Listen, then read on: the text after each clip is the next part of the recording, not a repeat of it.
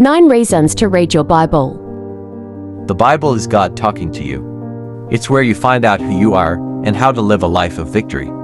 God has exalted His word above His name, and His word will never return void but will always accomplish what He sent it to do. His word is His will for us. We can't separate God from His word.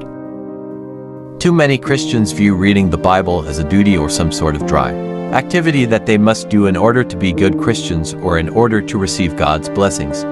But that's not why we read it. First of all, we don't read it to get the blessings, it's too late. We've already received all God's blessings in Christ.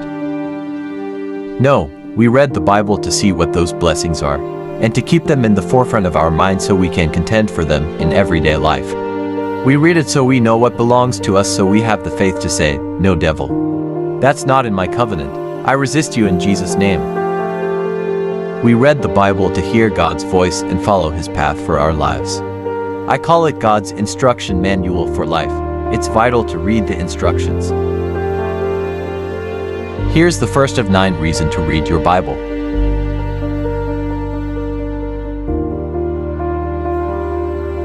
1. It has your answers.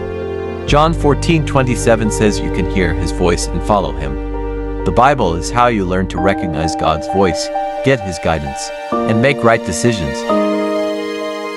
Faith comes by hearing the Word of God. All of God's blessings come by faith, by believing that what He has said is true. 1 John 5:4 says, "This is the victory that has overcome the world, our faith." Faith comes by hearing, and it's developed by using. Faith is crucial to your life, and it comes from the Bible.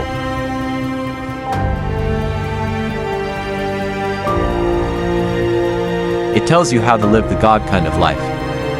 John 10:10 says that Jesus came to give you the God kind of abundant life. Read in His word about how to live life like He lives it. He's never worried, never broke, never sick. That's the kind of life He wants you to live. It's how you see who you are and what needs changing.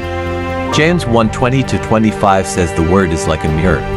It solidifies who you are, the righteousness of God in Christ in your heart and mind, and like any mirror, it also helps you see things that need changing.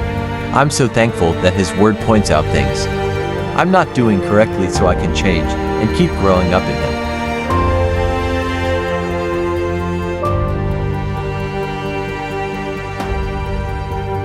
It's where the power is.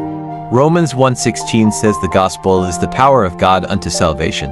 That word salvation is sozo, which means deliverance, safety, preservation, healing, soundness.